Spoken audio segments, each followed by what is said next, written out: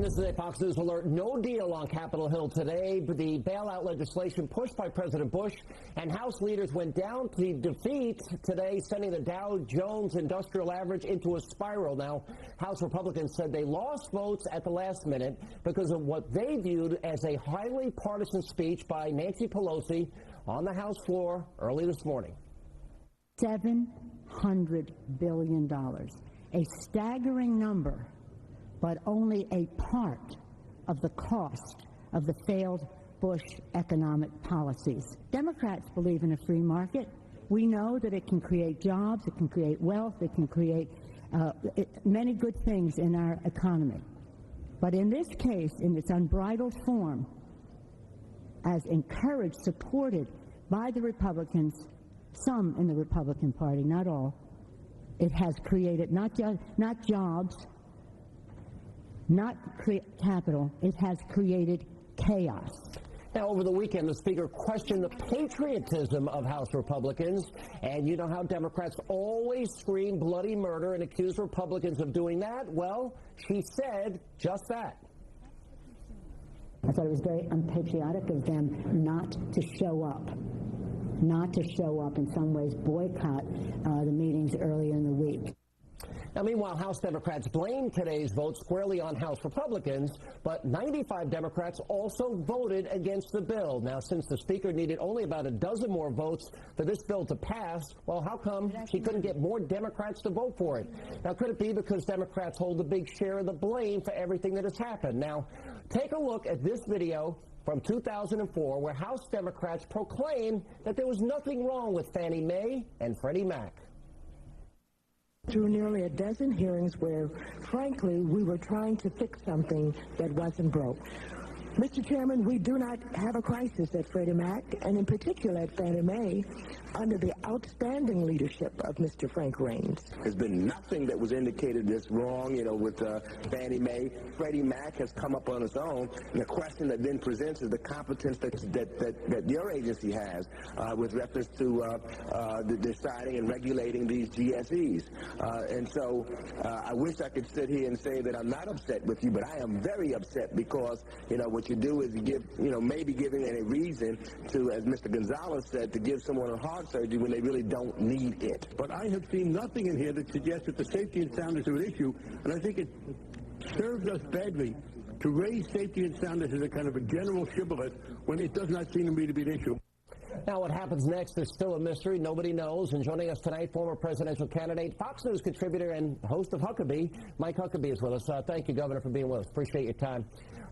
We just showed the Democrats. Now, I also have a tape, it'll take too long to play, of every Republican in that hearing warning of the consequences to the economy, to the taxpayer, to financial institutions, if, in fact, they don't fix Fannie and Freddie. Why isn't this discussed in the mainstream media? Because they don't want to tell the truth. The truth is the Democrats have controlled the ability to fix this. It was their harsh regulation under the Community Reinvestment Act that started this ball rolling down the hill.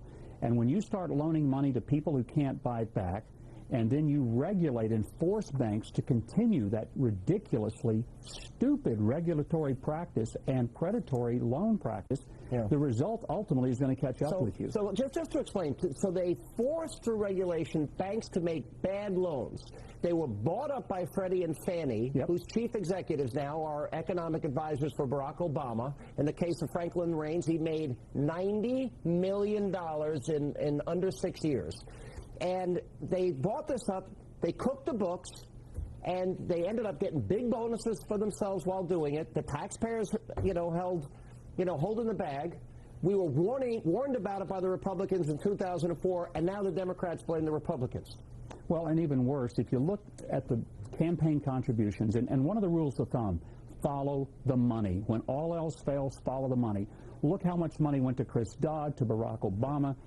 And look, there's some dirty Republican hands in this. I want to be fair. There's plenty of blame in terms of the relationship. But the point about the regulation, that's a Democrat deal. They forced the banks to give money out to people who could not pay it back. And then they benefited. And then there was a kickback because there was no regulatory oversight.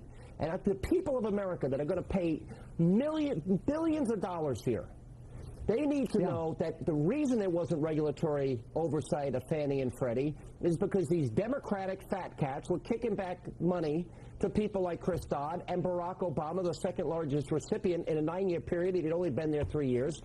And then Nancy Pelosi goes out. We just played the comments of her saying Republicans are unpatriotic. Nancy Pelosi's comments are totally over the top. I mean, this is a lady that doesn't know the difference between the punch bowl and the toilet bowl. She's trying to get people to come to the party and get everybody around the table, and instead she flushes the toilet bowl on top of the Republicans. You can't do that and expect people to say, oh, thank you, Mrs. Pelosi. That's what we wanted to be called, unpatriotic. Hey, Governor, sorry I don't have a band for you here tonight like on your show. Sorry about that. Do you play anything, Alan? Not much. You know, I'm really sorry. I don't have a lot of cash right now anyway to get a band. Look, this is ridiculous. You want to blame the Democrats for this. I think the American people, and I think I'll speak for at least some of them, who are tired of this blame game, this pointing fingers back and forth. Republicans wanted to deregulate. Phil Gramm, the chief deregulator, that led to the savings and loan scandal. He's chief economic advisor, has been to John McCain. You want to blame Democrats for this when John McCain has been an ardent deregulator day after day, week after week, year after year? Alan, you had your headphones on when I said a while ago there are dirty Republican hands in this as well. But on the point of regulation, it was not deregulation that brought this about.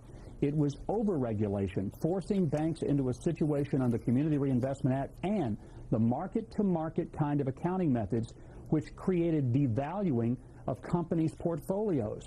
Now, that's a complicated issue, but if you look at what that did, it caused a lot of companies' values and assets to be lowered, and that's part of what created the mess. But look, here's one of the things that I think we've got to remember. Here's a situation that is just outrageous, and I want to say Neil Cavuto of this network and of the Fox Business Channel has really, I think, been on target. He's called it right. People in America are fed up. And the very people who burned the Thanksgiving turkey are now asking us to let them cook Christmas dinner. And there's a whole lot of us who are saying, no thanks. You guys messed it up to begin with, and the last thing we want is for you guys to act like you're going to fix it. The Community Reinvestment Act's been around since 1977. The people, you're asking Democrats to bail out Bush. It was Paulson and Bush's plan. You're blaming Democrats for not passing something that the Republican leadership couldn't get votes on their own side, and because their feelings were hurt by something Nancy Pelosi said, which is why 12 Congress people didn't vote for it? Apparently there were a lot of Democrats whose feelings were hurt because 94 of them wouldn't go with their own leader. I mean, if the Democrats had wanted to pass this, they have the votes, they have the majority. Look, this thing smelled up in the Capitol, and there were a lot of people who had the courage to recognize it, and they weren't going to be held at gunpoint and forced to vote for a lousy piece of legislation on the spot because somebody told them they had to. And I want to say I'm grateful for the 94 Democrats and for the over 200 Republicans who listened to the people who sent them to Washington. What a rare thought.